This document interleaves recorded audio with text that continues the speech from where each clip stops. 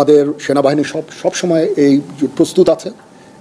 ভারতের সাথে বাংলাদেশের সম্পর্কে চলছে টানাপোড়েন। এমন পরিস্থিতিতে এবার ভারতের সঙ্গে সম্পর্ক নিয়ে মুখ খুললেন সেনাপ্রধান জেনারেল ওয়াকারুজ্জামান। হাসিনা ভারতে পালিয়ে যাওয়ার পর থেকেই বাংলাদেশের সঙ্গে ভারতের সম্পর্কের অবনতি, দুই দেশের মিত্রতা ধীরে ধীরে শত্রুতায় পরিণত হতে চলেছে। মোদী সরকারের অসংলগ্ন কূটনীতি এবং বাংলাদেশি বিরোধী প্রচারণার কারণে বাংলাদেশের জনগণ এখন ভারতীয় পণ্য বয়কটের আহ্বান জানাচ্ছে সামাজিক যোগাযোগ মাধ্যমে।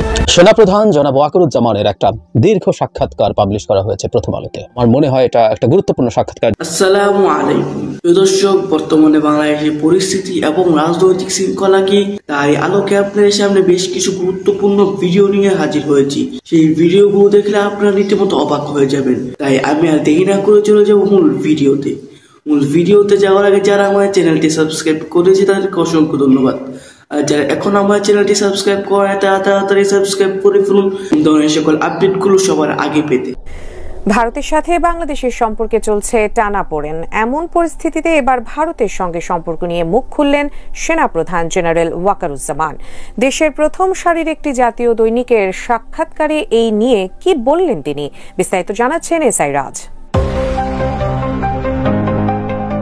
স্বাধীনতার পর ৫৩ বছরের ইতিহাসে ভারতের সঙ্গে বাংলাদেশের দ্বিপক্ষীয় সম্পর্ক বর্তমানে সবচেয়ে নাজুক। বাংলাদেশের কোন সরকারের সঙ্গে অতীতে ভারতের দ্বিপক্ষীয় সম্পর্ক এতটা নাজুক হয়নি। গত বছরের ৫ আগস্ট রাজনৈতিক পট পরিবর্তনের পর মূলত দুদেশের দীর্ঘদিনের সুসম্পর্কে টানাপোড়েন সৃষ্টি হয়, যা কূটনৈতিক সম্পর্কের ওপরও প্রভাব ফেলেছে। এবার ভারতের সঙ্গে বাংলাদেশের সম্পর্ক কেমন হওয়া উচিত এ নিয়ে কথা বলেছেন বর্তমান সেনাপ্রধান জেনারেল ওয়াকারুজ্জামান। ইংরেজি নববর্ষের প্রথম দিন দেশের প্রথম সারির একটি জাতীয় দৈনিকের একান্ত সাক্ষাৎকারে জেনারেল ওয়াকারুজ্জামান বলেন, ভারত আমাদের গুরুত্বপূর্ণ প্রতিবেশী। আমরা অনেক দিক থেকে ভারতের ওপর নির্ভরশীল। অ্যান্টিব্যাকটেরিয়াল অ্যাডিটিভ যুক্ত সেনা ওয়াটার ট্যাঙ্ক বিশুদ্ধ পানিতে ব্যাকটেরিয়া জন্মাতে দেয় না। আবার ভারতও আমাদের কাছ থেকে সুবিধা পাচ্ছে। এটা একটা দেওয়া নেওয়ার সম্পর্ক, কাজেই এই সম্পর্ক হবে ন্যায্যতার ভিত্তিতে। সাক্ষাৎকারে সেনাপ্রধান বলেন, যে কোনো দেশ সবসময় অন্য দেশ থেকে সুবিধা পেতে চাইবে, এটা তো দোষ না। আমি যদি আদায় করে নিতে না পারি, দোষ তো আমারও। এই বিষয়গুলো দেখতে হবে। আমাদের ন্যায্যতার ভিত্তিতে সুসম্পর্ক বজায় রেখে চলতে হবে। জনগণ যেন কোনোভাবেই মনে না করে ভারত বাংলাদেশের ওপর কর্তৃত্ব করছে, যা আমাদের স্বার্থের পরিপন্থী। নতুন বছরের প্রত্যাশা ও জাতীয় ঐক্য নিয়ে ওয়াকারুজ্জামান বলেন, ২০২৫ সালে আমরা একটা দীর্ঘস্থায়ী শান্তির পথে যেতে চাই। সেজন্য সবাইকে একসঙ্গে চলতে হবে, সবাইকে ঐক্যমতে পৌঁছাতে হবে। আমাদের মধ্যে মত পার্থক্য থাকতে পারে, কিন্তু জাতীয় স্বার্থে ঐক্যমত জরুরি। তাহলেই গণতন্ত্র স্থায়ী হবে। আমরা শান্তিপূর্ণ পরিবেশ চাই।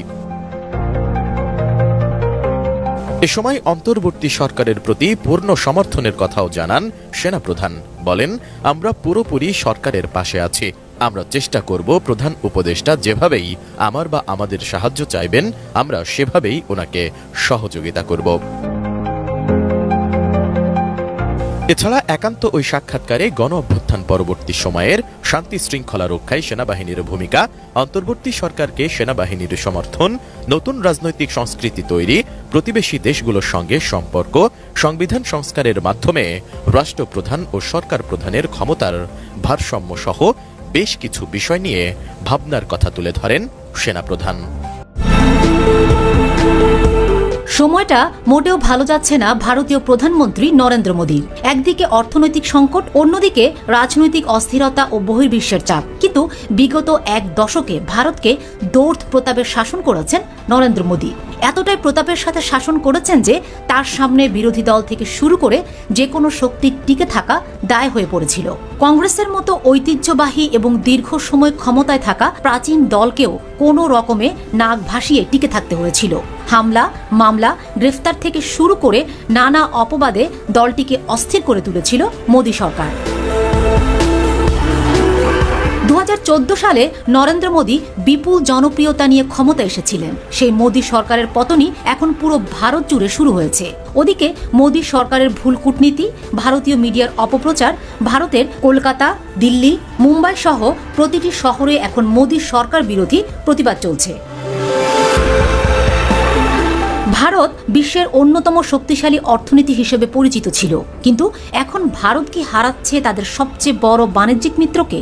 ভারতের দ্বিতীয় রপ্তানিকারক দেশ হিসেবে বাংলাদেশ থেকে ভারতের সর্বোচ্চ রেমিটেন্স আসে, যার পরিমাণ 16 বিলিয়ন বা $1,600 কোটি, যা ভারতের গড় আয়ের একটা বড় অংশ।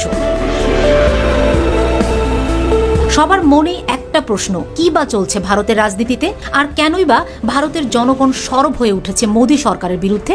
ভারতের ব্যবসায়ী, কৃষক, সর্বস্তরের জনগণ মোদী সরকারের পতন চাইছে, তার কারণও বা কি?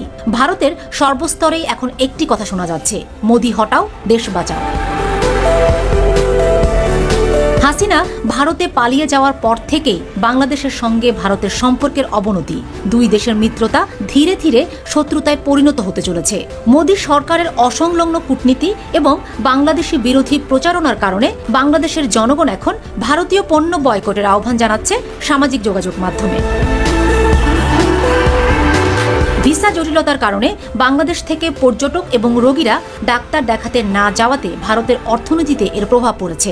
ভারতীয় অনেক শিল্পই গড়ে উঠেছিল বাংলাদেশি পর্যটকদের কেন্দ্র করে। ক্ষতি গুনতে গুনতে ভারতীয় ব্যবসায়ী এবং কৃষকরা এখন দিশেহারা, আর এর জন্য মোদীকেই তারা দায়ী করছেন। ভারতের সর্বস্তরের জনগণও বলছে, গণতন্ত্র এবং মানবিকতা রক্ষা করতে চাইলে মোদী সরকারের পতন ভারতের জন্য এখন অত্যাবশ্যক হয়ে দাঁড়িয়েছে। সম্মানিত দর্শক, আপনারা দেখেছেন যে নরেন্দ্র মোদী কিভাবে চাপে পড়তে যাচ্ছেন। ভারত জুড়ে আবার তুমুল আন্দোলন সৃষ্টি হয়েছে নরেন্দ্র মোদীর পদত্যাগের দাবিতে, কেননা তিনি স্বৈরা শাসনের মতোই দেশ চালাচ্ছেন। বিভিন্ন বিষয় নিয়ে একের পর এক চাপ দিচ্ছেন তাকে ভারতের অন্য দলের নেতা কর্মীরা। সংসদের ভিতরে তুমুল ঝগড়া হচ্ছে একের পর এক। আপনারা বিভিন্ন ভিডিও দেখতে পাচ্ছেন ইতিমধ্যে সোশ্যাল মিডিয়ায়। দর্শক, এইমাত্র ভারতকে বার্তা দিয়েছেন সেনাপ্রধান ওয়াকারুজ্জামান। দর্শক, আমি আশা করছি আপনারা সকলেই আলোচনাগুলো শুনেছেন, এবং এই আলোচনাগুলো নিয়ে যদি আপনাদের কোনো মন্তব্য থেকে থাকে অবশ্যই কমেন্ট বক্সে জানাবেন।